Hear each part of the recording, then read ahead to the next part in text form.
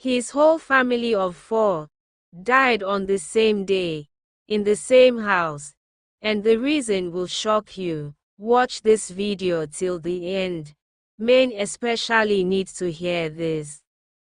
A long time ago, there lived a young African man named Joseph Obieze, who had spent all his life in London. He was born into a wealthy family, and his parents sent him to London when he was still a little boy. Since then, he grew up far away from home, in a world of luxury and comfort. Joseph's family lived in Lagos, Nigeria, where they owned a big company that produced gold.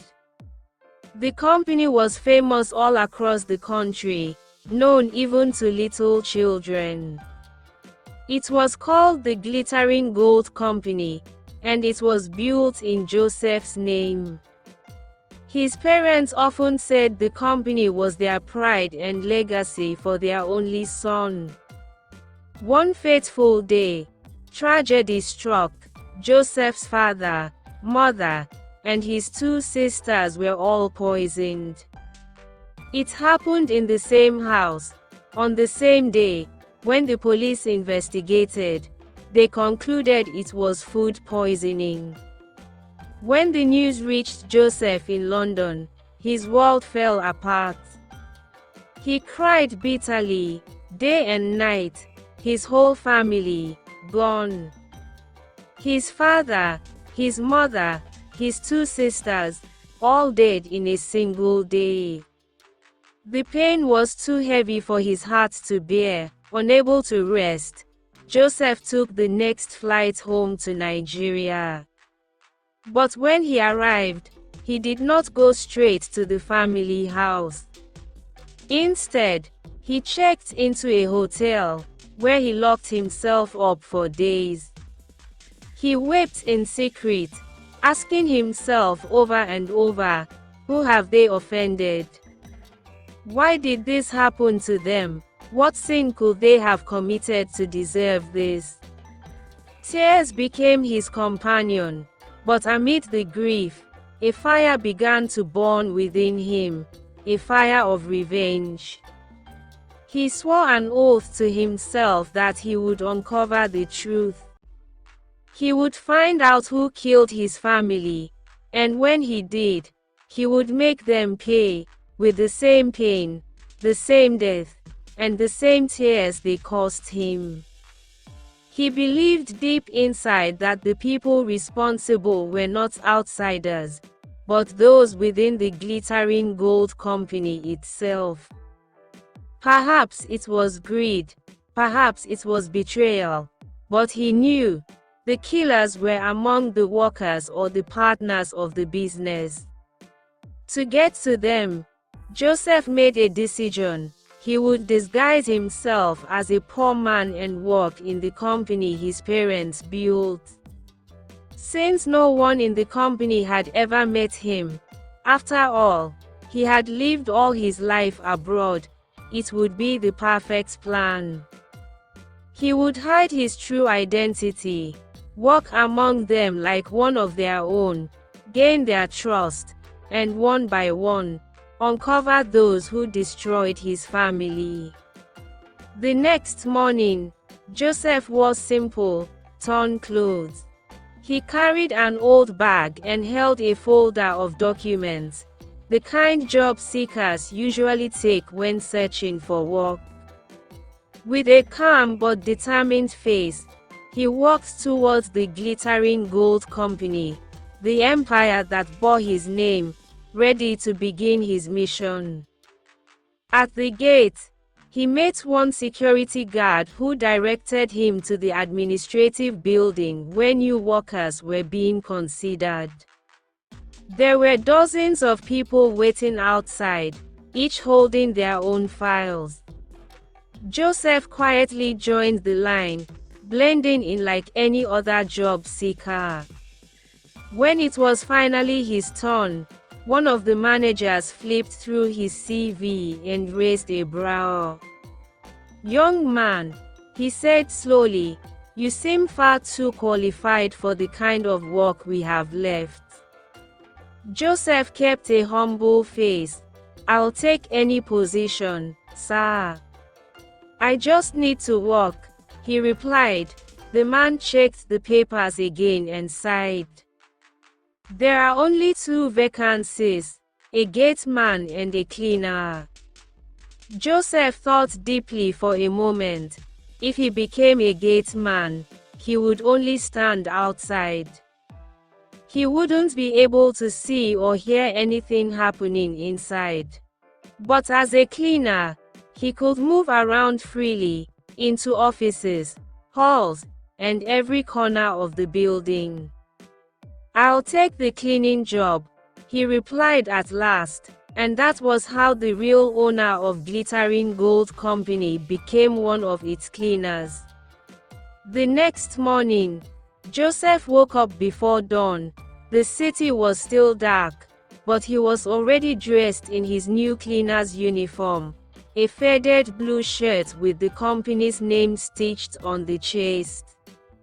He tucked in his shirt, tied his worn shoes, and stepped out with quiet determination. By the time he reached the company gate, the guards were still yawning. Joseph was the first worker to arrive that day. The first thing he did was to go into the office rooms. He began searching for clues, opening wardrobes, flipping through papers, checking under tables, and looking behind windows. He examined each office one by one, hoping to find something that would make him believe he wasn't wrong in suspecting someone from the company. But he couldn't find any details, no tangible evidence at all. So, he quickly cleaned the offices and put everything in order before the staff began to arrive. That same day, at the office, the company was having a board meeting. Joseph went, pretending to clean the area just outside the conference room. He could hear the voices inside clearly. They were discussing Obieze's eldest son, Joseph himself. The company was built on his name. His father was controlling it. But since his father was no more, it was high time he came back to take over his company. After having their discussion, they handed all the responsibilities to the secretary. They asked her to contact him and tell him that his presence was needed at the company, and that he should come back. The secretary nodded, and the meeting was over. Unbeknownst to them, the same person they were all trying to contact was inside the company, and he had heard everything they discussed. After his shift, before Joseph went home, he went and connected the office cameras to his phone. This way, he would keep a close eye on the company employees and everyone else, even when he wasn't there. After doing that, he left and returned home. At home, he went into the bathroom to freshen up. But when he came out, he saw so many missed calls from the secretary. He contacted her back, and they discussed the company. The secretary told him that some documents needed to be signed by him. She told him that his presence was needed at the company as soon as possible. He replied and told her to tell everyone not to worry, that he would arrive in a few days' time. He ended the call after that. Joseph knew that those people who wiped away his family would come for him. So, after a few days, he called his best friend Mark and told him what to do. He asked him to go to the company and pretend to be him. He asked him to take over the company, and he also told him to be careful because the people that killed his family would definitely come for him. Mark understood all he needed to do, and he walked into the glittering gold company and took the CEO position. He also changed his name to Joseph Obieze. Days passed, and the real Joseph continued to work as a cleaner in the company, quietly watching everyone and everything that happened around him. Meanwhile, his friend Mark, disguised as Joseph Obieze, had taken full control of the company and was recognized by everyone as the new CEO of Glittering Gold. One evening, an employee brought a cup of coffee to Mark's office. Mark took a few sips, and moments later, his hands began to tremble. His face turned pale, and before anyone could understand what was happening, he started vomiting blood. Panic filled the company. He was immediately rushed to the hospital, where the doctors worked quickly to save his life. After several tense hours, the doctor came out and told them that Mark had been poisoned, but he was lucky to have been brought in on time. That was the only reason he survived. The police were called to investigate. The woman who had served Mark the coffee was immediately arrested. They took her to the station and began questioning her, using every method they could to make her confess. "Why did you poison him?" one of the officers shouted, striking the table hard. "Tell us the truth." Tears ran down her face as she shook her head. "I didn't poison him," she cried. "I only made the coffee. I swear, I didn't add anything to it. So if you didn't, who did?" Another officer barked, slamming his hand on the desk. But the woman kept crying, repeating that she was innocent. Meanwhile, Joseph visited Mark in the hospital. Mark looked weak but alive. When he saw Joseph, tears filled his eyes. "I'm sorry, my friend," Joseph said first, his voice breaking. "I didn't mean to put your life in danger. I never thought things would go this far. Please forgive me."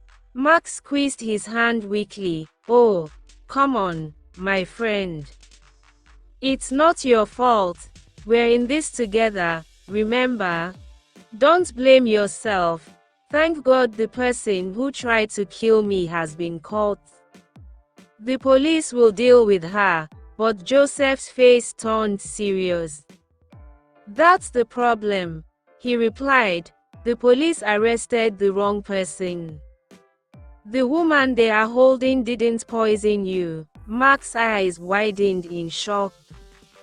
"What do you mean? She is the one who served me the coffee." Joseph pulled out his phone. "I connected the company's cameras to my phone days ago, and I checked the footage." He opened a video on the screen and showed it to Mark.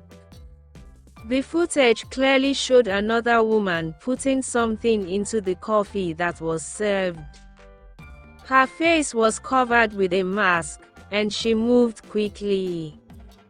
Joseph zoomed in on the footage. The mysterious woman was wearing shiny golden earrings that dangled as she moved. "I couldn't see her face," Joseph said, "but these earrings, they looked very familiar to me." Mark stared hard at the screen. "I think I've seen those earrings before," he said slowly. "Someone in the company wears them, but I can't remember who." Without wasting time, they returned to the company. Mark, though still recovering, summoned all the female employees for an urgent meeting. As they gathered in the conference room, he pretended to address general company issues, but his real reason was to identify the woman with the earrings. Joseph stood quietly at the back, scanning each woman one by one. Then, his eyes fell on the secretary, the same secretary who had been in charge of contacting Joseph days earlier. There, glinting under the fluorescent light, were the same golden earrings from the CCTV footage. Joseph's heart tightened. The truth hit him like lightning. The secretary, the trusted, soft-spoken woman everyone respected, was the same person who had poisoned Mark. Mark's eyes locked on her too. For a moment, the room went silent. The soft hum of the air conditioner was the only sound. Joseph took a quiet step forward, his jaw tightening. Mark cleared his throat and forced a calm smile, trying not to draw suspicion. "All right, ladies," he said slowly, "thank you all for coming on such short notice. That will be all for now." The women began to leave one after another, whispering among themselves. Mark and Joseph didn't say another word as they watched the ladies leave. That day at home, Mark asked Joseph to call the police and get her arrested. He said she must have had a hand in what happened to his family and suggested they let the police handle the case their own way. But Joseph refused. He said he needed more evidence to be sure that the secretary truly had a hand in what happened to his family, and to find out if she was working alone or with someone else. To get that evidence, Joseph came up with a plan. He told Mark to get close to her. "Ask her out," Joseph said. "Pretend to be in love with her. That's the only way we can know what she's hiding and who might be helping her." Mark stared at him in disbelief. "Are you serious, Joseph? You want me to act like I'm in love with the same woman who tried to kill me?"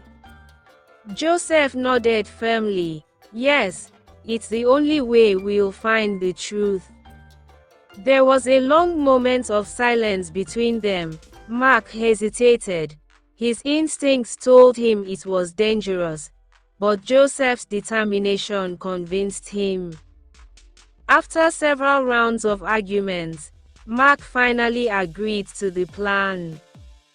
Before they ended the discussion, Mark looked at Joseph again and asked quietly, "But what if this gives her another chance to hurt me?" Joseph placed a hand on his shoulder. "We need evidence, Mark. Just be careful. Please, don't let her suspect anything."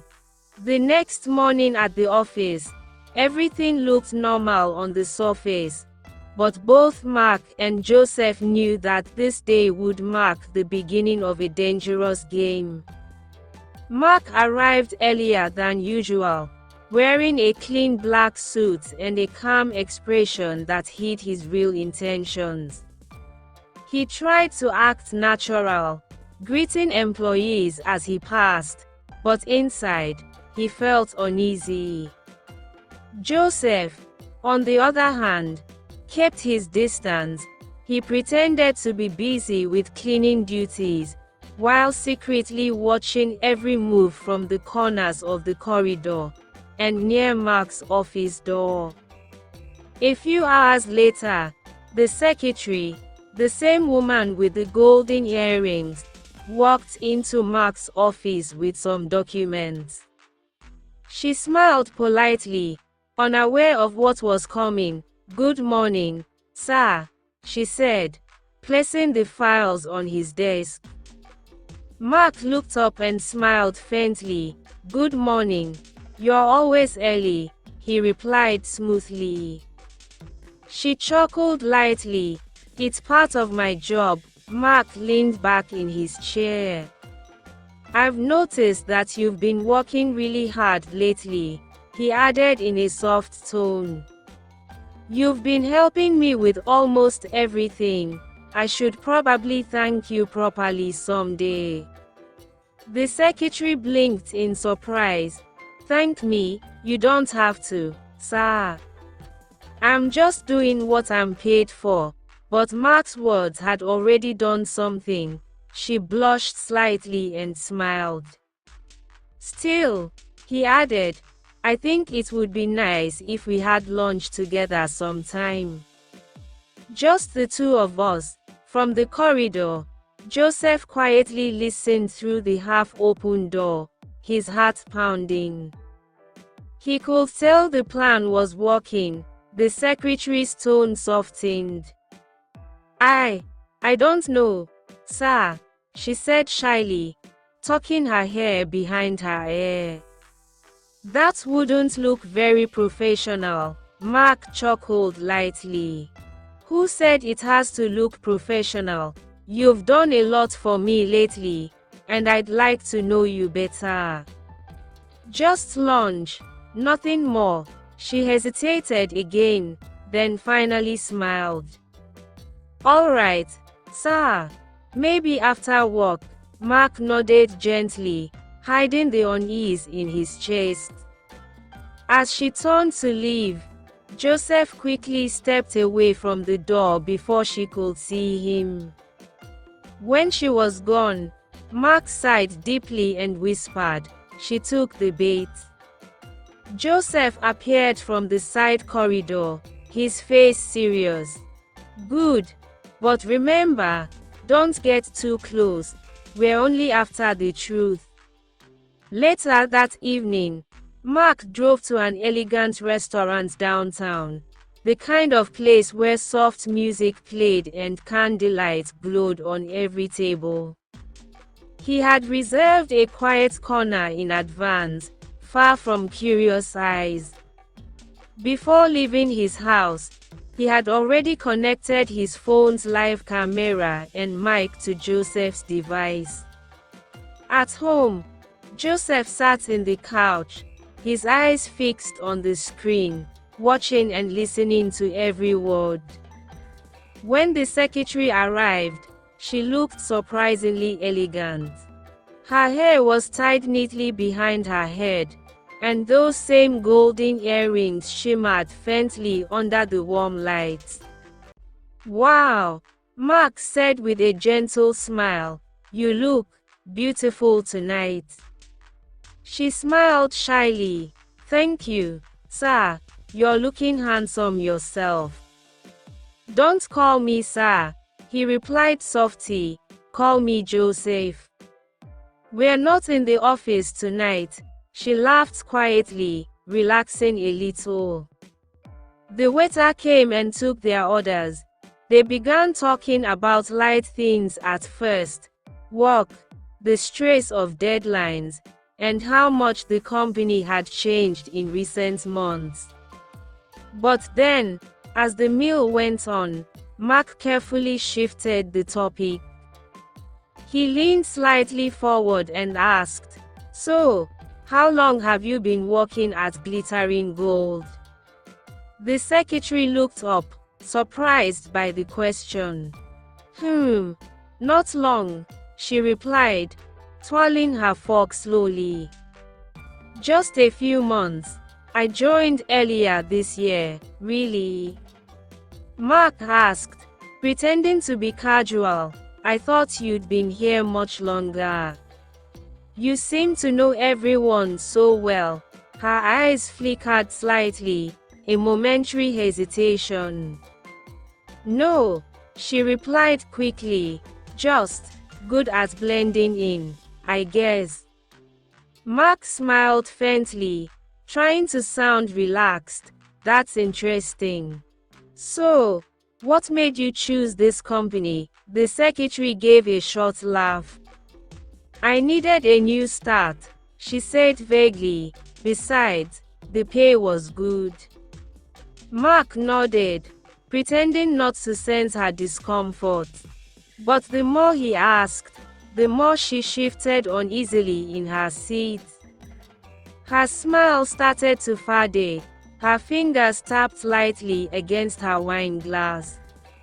Finally, she looked at him and said softly, "You're asking a lot of questions tonight, Joseph." "It almost feels like an interview." Mark noticed the change in her tone, suspicious, guarded. Quickly, he forced a smile and said, "Oh no, nothing like that. I just want to know you better. You've been helping me so much at work.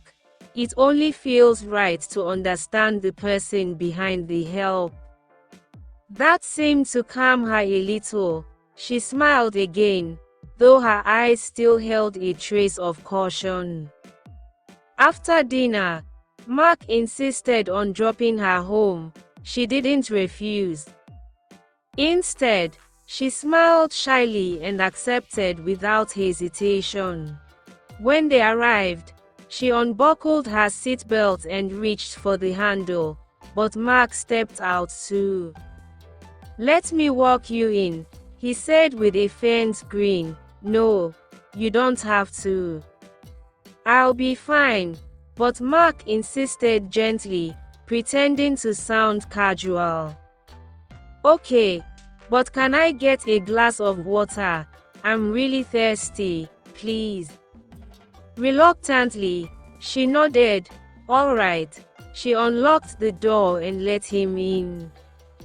"Please, sit down," she said, then walked toward the kitchen to get him the water. Mark sat on the couch, pretending to check his phone, but his eyes carefully scanned the apartment. The room was neat, softly lit, and smelled faintly of vanilla. Then something caught his attention. On the wall, above the television, hung a painting of a woman, beautiful, haunting, and familiar. Joseph, who was watching everything live from his phone at home, froze. His heart started to pound as he zoomed in on the image. That painting wasn't just familiar, it was his own. He had commissioned that painting years ago while he was still in London. It was a one-of-a-kind artwork, custom-made for him by a famous artist. He had spent a fortune on it because of how personal it was. There was no duplicate, no second version. Back then in London, Joseph had given it to his father, asking him to keep it safely in his room. So how was it now hanging here, in the secretary's apartment? His chest tightened.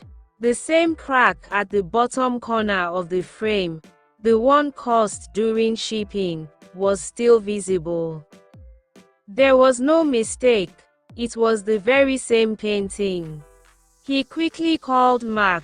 Mark felt his phone vibrate and quietly answered, lowering his voice. "Joseph, what's wrong?" "Mark, listen to me carefully," Joseph said sharply. "That painting on her wall, it's mine. I bought it years ago in London. There's only one of it in the world, and I left it with my father in Nigeria. It was supposed to be in my room." Mark frowned, his eyes darting back to the painting. "Are you sure?" "100% sure," Joseph replied, his tone low and urgent. "That means she's connected to my family somehow, Mark. Don't drink that water she's bringing. Leave, right now." Mark's heartbeat quickened. Without thinking twice, he stood up from the couch, straightened his jacket, and walked quickly toward the door. Within seconds, he stepped outside and shut the door behind him, his face tense. "Good," Joseph said through the phone. "Call her later. Tell her you left because of work. Don't make her suspicious." Mark nodded silently. Unlocking his car, He got in and started the engine, taking one last glance at the apartment before driving off into the night. Meanwhile, inside, the secretary walked out of the kitchen holding a glass of water, only to find the living room empty. She froze. Her smile faded instantly. For a long moment, she stood still, her expression darkening. Then, with sudden anger, she threw the glass hard onto the floor. It shattered into pieces, water splashing across her feet. She stared at the broken glass, her voice low and cold as she murmured under her breath, "It seems your luck is always with you, Joseph." She took her phone and dialed Mark's number. Mark picked up immediately, even though he was still driving. He apologized, saying he didn't get the chance to say goodbye. He explained that he had to leave because of work, and he apologized for not telling her. When Mark reached Joseph's lodge, he turned to him seriously. "Joseph, I think it's time to call the police and get her arrested. We have enough proof now," Mark said firmly. Joseph's expression darkened. "No, Mark, going to prison won't be enough," he replied in a low voice. "If she truly has a hand in what happened to my family, then I want her to pay blood for blood." Mark stared at him, shaken by the coldness in his tone. "You can't stain your hands with blood, Joseph," he replied quietly. "Why am I your friend if I cannot make some decisions for you?" Without another word, Mark stepped outside. He took a deep breath before calling the cops. He told them everything, from the day Joseph got the news about his family's death, to the secretary's attempt to poison him, and even about the painting hanging on the wall. He sent the police the address to the secretary's apartment and instructed them to arrest her for interrogation. "If you need anything from me," Mark said to the officer on the phone, "don't forget to reach out." When he ended the call, Mark slipped his phone back into his pocket and went back inside. Joseph was still sitting there, unaware that Mark had already sent the police to the secretary's apartment. Days passed, and Joseph noticed that the secretary had not shown up at the office. Her absence began to trouble him deeply. He didn't know that she had already been arrested by the police. He asked several of his colleagues if they had seen or heard from her, but everyone gave the same answer. No one knew where she was.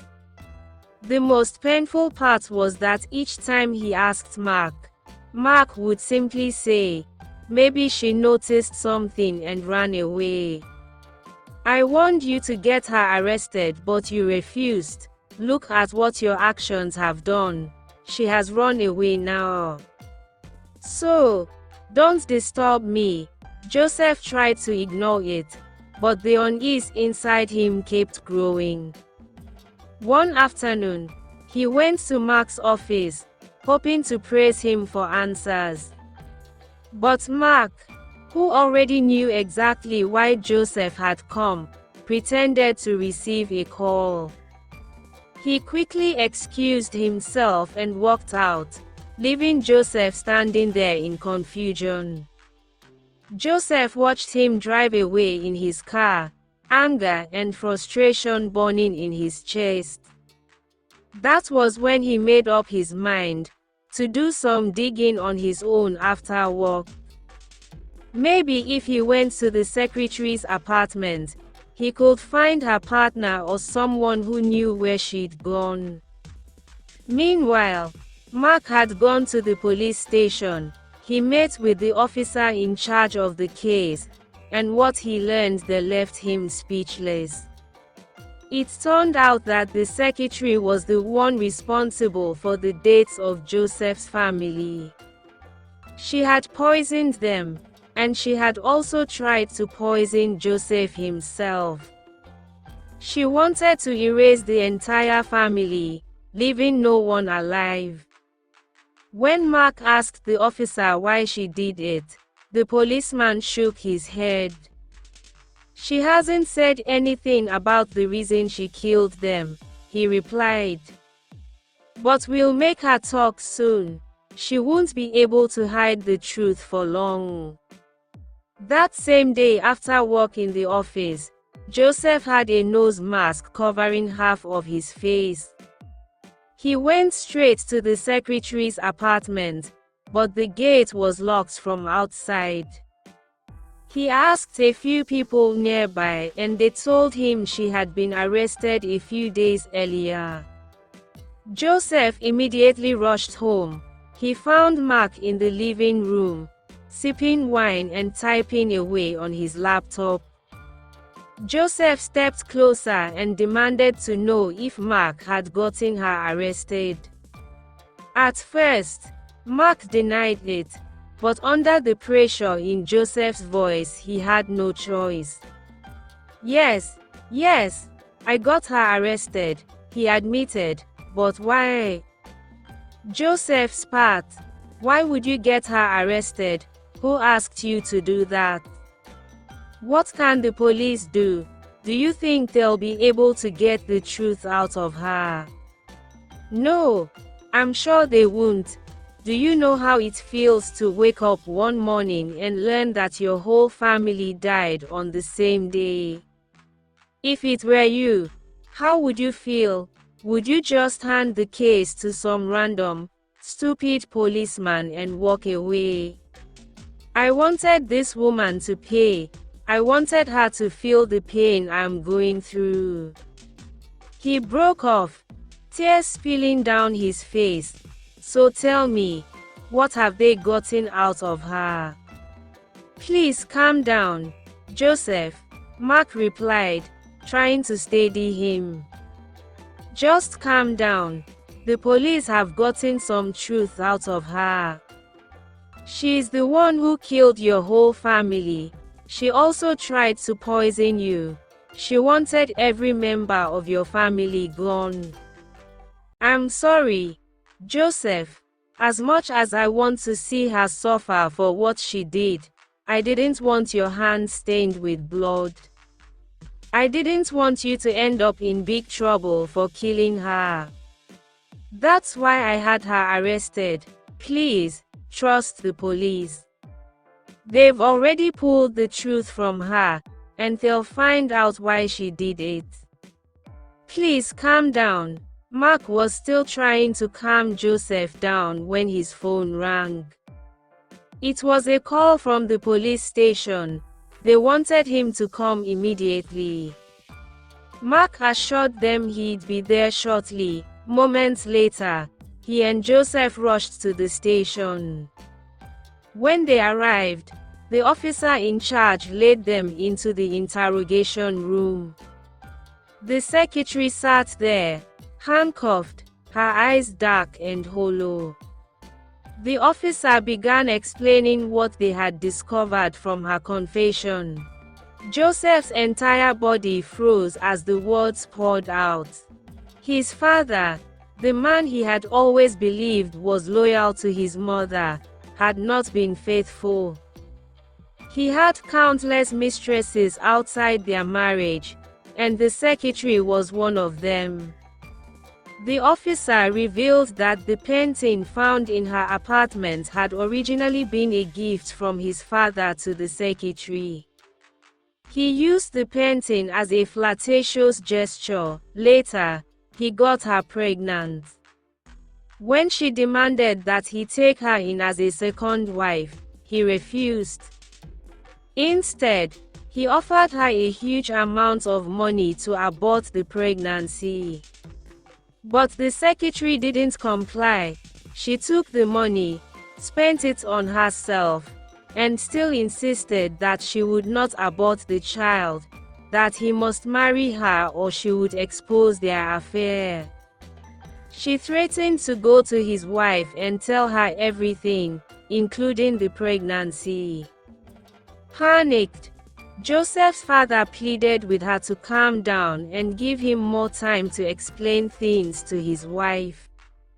A few days later, he invited her to a club in Lagos where they usually meet in secret. They drank together, and after some time, the secretary began to bleed. She didn't understand what was happening to her. The next thing she knew, she was in the hospital, and her baby was gone. When she confronted Joseph's father, he coldly admitted the truth. He said that since she refused to do what he wanted, he couldn't allow her to destroy his family. So he added a substance to her drink. Then, to silence her, he handed her a large sum of money and told her to forget everything that had happened and move on with her life. "Move on," she repeated. "You killed my baby. You ended my pregnancy without my permission, and you want me to move on?" She left the hospital without another word, but at home, she began bleeding again. She collapsed and was rushed back to the hospital. This time, the doctors gave her the news that shattered her world. The substance in her system had damaged her womb permanently. She would never be able to carry a child again. That was the moment she decided to take revenge. In her pain and fury, she found the family's house cook and bribed her with a large sum of money to poison Joseph's family. The cook agreed and carried out the plan, poisoning every member of the household. When she returned to report that the deed was done, the secretary killed her too, eliminating every trace of evidence. Joseph's hands trembled as he listened. Fury consumed him.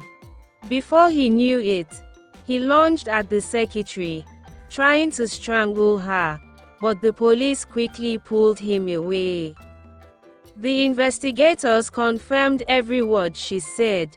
They went to the hospital where she had been treated months ago and found all the records and medical proof. Everything matched her confession. It was true. Joseph's father had poisoned her drink, and in doing so, had destroyed her womb forever. That single act of cruelty had turned her into a monster, and that was why she wiped out his entire family. After the police verified every piece of evidence, from the hospital reports to the toxicology findings, the case was transferred to the High Court. The secretary was charged with multiple counts of murder, conspiracy to commit murder, and attempted murder, for trying to kill Mark as well. During the trial, she stood before the judge with empty eyes, showing neither remorse nor emotion. The evidence was overwhelming: the poisoned meals, the cook's death, her attempt on Mark's life, and her own written confession. The law took its course, and the judge pronounced her guilty. She was sentenced to life imprisonment, to spend the rest of her days behind bars. When the verdict was announced, Joseph stood still, tears quietly streaming down his face. The woman who had destroyed his family was finally facing the consequences, but the victory felt hollow. No punishment could bring back the lives he had lost. Mark placed a firm hand on his shoulder. "It's over now," he said softly. "Let them handle the rest." Joseph nodded. For the first time in months, he felt the weight on his chest begin to ease, just a little. A few weeks after the trial, Joseph organized a proper burial for his family. He made sure every detail was perfect, their graves surrounded by white roses, his mother's favorite flower. As the priest finished the final prayers, Joseph stood before their resting place and whispered, "I wish you all find peace over there." Mark stood quietly beside him, his expression unreadable. In the months that followed, Joseph returned to the company, the empire his father had built. After the board's approval, he officially took his rightful place as the new CEO. He handled the company with renewed strength and wisdom, determined to honor his family's name. Before leaving the office one evening, Joseph turned to Mark and said, "Thank you, Mark, for everything. I couldn't have done any of this without you." Mark gave him a faint smile. "Your family is like my family too. I can't believe you're thanking me for helping out." Joseph pulled him into a tight hug. "If everyone had a friend like you, they'd have nothing to worry about." They both smiled at each other. That night, Joseph drove to their family house. The city lights blurred past his window like ghosts of memories. For the first time, he didn't feel anger, just quiet peace, and the soft echo of his family's laughter somewhere in his heart. Justice had finally been served, and though his world would never be the same again, Joseph had learned that no matter how deep the pain runs, it's always better to let the law take its course than to stain your hands with revenge. The end.